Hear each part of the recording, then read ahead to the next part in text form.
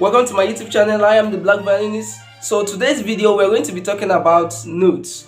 But first, before we talk about putting down our fingers, we'll have to learn how to play the strings without putting our fingers first of all, because that's the most basic, and that's known as open string or open notes. First, just like you've been taught how to hold your bow, let me demonstrate one more time. That's it. Good. Now, and how to put your violin. Having it here, you take it off with your right and then place it here. Add a bit of from your jaw.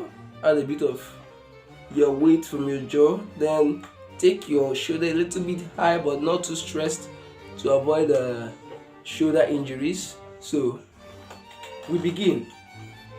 We're going to play open string. Put your hands here on the body of the violin, and then you go with me.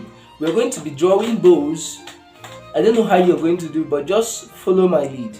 We're going to be drawing bows on the first string, known as the G string. Put your bow down on the G string. Apply a little pressure, and then draw your bow down. Go up again. Down again. Up again. Now change to the next string, which is the D string. You go up again, down again, one more time, Now going to the next string, we have A. You play up bow, down bow, up bow. Make sure that your bow hand is in place, just like I showed you.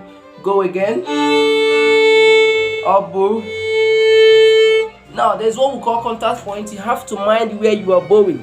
If you want to get a good bowing, make sure you bow closer to the bridge. You know what the bridge is. If you don't know what the bridge is, go to my first video on 61 days.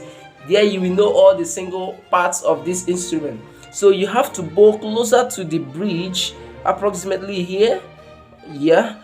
And don't bow close to this point, because if you do, you are going to be jamming strings because of the way the bridge is being designed. So the more you play closer to the bridge, the more there are chances that you will not be jamming string. But when you go down, you'll be jamming string because of the string seems leveled closer down here, but here it seems kind of separated.